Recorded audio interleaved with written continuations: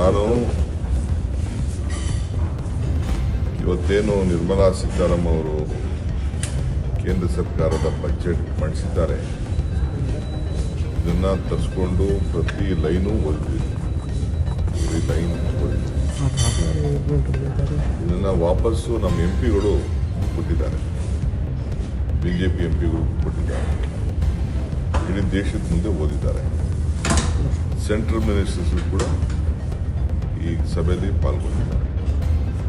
ನಮ್ಮ ಕೇಂದ್ರ ಮಂತ್ರಿಗಳು ಮತ್ತು MP ಗಳೇ ಹೇಳಬೇಕು, ನಿಮ್ಮ ರಾಜ್ಯಕ್ಕೆ ಏನು ಕೊಡುಗೆ ತಂದಿದ್ದೀರಿ, ನಮ್ಮ ರಾಜ್ಯಕ್ಕೆ ಏನು ಅನುಕೂಲ ಆಗಿದೆ ಅಂತೇಳಿ MP ಗಳು ಮತ್ತು ಸೆಂಟ್ರಲ್ ಮಿನಿಸ್ಟರ್ಗಳು ಈ ಬಜೆಟ್ ಬಗ್ಗೆ ಅವರೇ ಏನಾದರೂ ಏನು ಲಾಭ ಇದೆ ಅಂತ ಅವರೇ ಹೇಳ್ಬೇಕು ನಮಗೆ. ನಾನು ಇಷ್ಟು ನಮಗೆ ನಿರಾಶೆ ಉಂಟು ಮಾಡ್ತಾರೆ ಅಂತ ನಾನು ಬಯಸಿದ್ದೆ. ನಮ್ಮ ರಾಜ್ಯದಿಂದ MLAಗಳಿಂದ ಆಯ್ಕೆಯಾಗಿ ಹೋಗಿ ಬಹುಶಃ ಇಷ್ಟು ನಮಗೆ ನೆಗ್ಲೆಕ್ಟ್ ಮಾಡ್ತಾರೆ ಅಂತ. ನಾನು ಬೇರೆ ರಾಜ್ಯಗಳ ಬಗ್ಗೆ ನಾನು ಚರ್ಚೆ ಮಾಡೋಕ್ಕೆ ಹೋಗೋದಿಲ್ಲ, ಅವಶ್ಯಕತೆ ಇಲ್ಲ. ನಮ್ಮ ಯಾವ major sector second highest tax Karnataka ರಾಜ್ಯದಿಂದ ಹೋಗ್ತಾ ಇದೆ.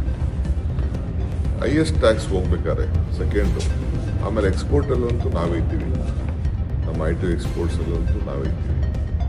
ನಾನು ಅಟ್ಲೀಸ್ಟ್ ಇನ್ಫ್ರಾಸ್ಟ್ರಕ್ಚರ್ ಪ್ರಾಜೆಕ್ಟ್ಗೆ ಏನಾದ್ರು ಒಂದು ನಮಗೆ ಸಹಕಾರ ಕೊಡ್ತಾರೆ ಅಂತೇಳಿ ಇದೆ. ನಾನು ಮುಂಚಿತವಾಗಿ ಕೇಳಿದ್ದು, ನಾವು ರಿಕ್ವೆಸ್ಟು ಮಾಡಿದ್ದು, ಎಲ್ಲ ಸಂದರ್ಭದಲ್ಲೂ ಹೇಳಿದ್ದು. ಅನೇಕ ಸಂದರ್ಭದಲ್ಲಿ ನಮ್ಮ ಪ್ರೈಮ್ ಮಿನಿಸ್ಟ್ರಿಗೂ ರಿಕ್ವೆಸ್ಟ್ ಮಾಡಿದ್ರು, ಚೀಫ್ ಮಿನಿಸ್ಟ್ರು, ನಾವು ರಿಕ್ವೆಸ್ಟ್ ಮಾಡಿದ್ದೀವಿ, ಫೈನಾನ್ಸ್ ಮಿನಿಸ್ಟ್ರು ಮಾಡಿದ್ದೀವಿ. ಬಟ್ ಈಗೇನು ಎಲೆಕ್ಷನ್ ಹತ್ರ ಇಲ್ಲ ಅಂತ ತಿಳ್ಕೊಂಡು ಏನು ಯಾವುದೋ ಅನೌನ್ಸ್ಮೆಂಟ್ ಅಂತೂ ಮಾಡಿಲ್ಲ. ನಮಗಂತೂ ಕರ್ನಾಟಕಕ್ಕೆ ಎಲ್ಲ ಥರದಲ್ಲೂ ಅನ್ಯಾಯ ಆಗಿದೆ. ಆಮೇಲೆ ಈ ಏನು 12 ಲಕ್ಷ ಟ್ಯಾಕ್ಸ್ ಅಂತ ಬೆನಿಫಿಟ್ ಅಂತ ಹೇಳ್ತಾರಲ್ಲ, ಅದೇನು that is not a big thing.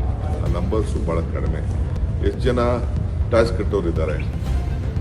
ಬರೀ ಒಂದು 5-6% ಟ್ಯಾಕ್ಸು ಸ್ಯಾಲ್ರಿಡ್ ಎಂಪ್ಲಾಯೀಸು ಅವರು ಒಂದಷ್ಟು ಕಟ್ಬೋದು.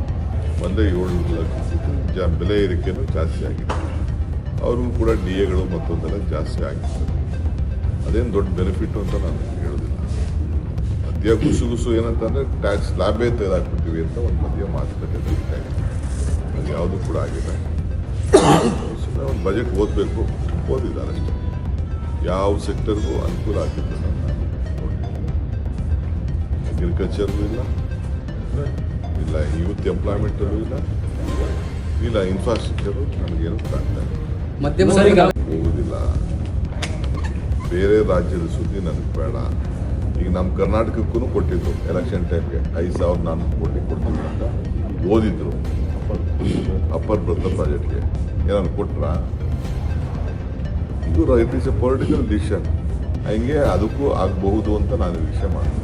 ಸರ್, ಬೆಂಗಳೂರಿಗೆ ಹೆಚ್ಚಿನದಾಗಿ ನಿರೀಕ್ಷೆಯನ್ನ ಮಾಡ್ತಾ ಇದ್ದಾರೆ, ಎಲ್ಲೂ ಕಾಣಿಸ್ತಿಲ್ಲ ಅವ್ರಿಗೆ. ಹಿಂದೆ ಎಲ್ಲ ವಾಜಪೇಯಿ ಇದ್ದಾಗ ಬೆಂಗಳೂರನ್ನ ದೇಶವನ್ನ ಬೆಂಗಳೂರು ಮುಖಾಂತರ ನೋಡ್ತಾರೆ ಅಂತ ಹೇಳ್ತಾ ಇದ್ರು.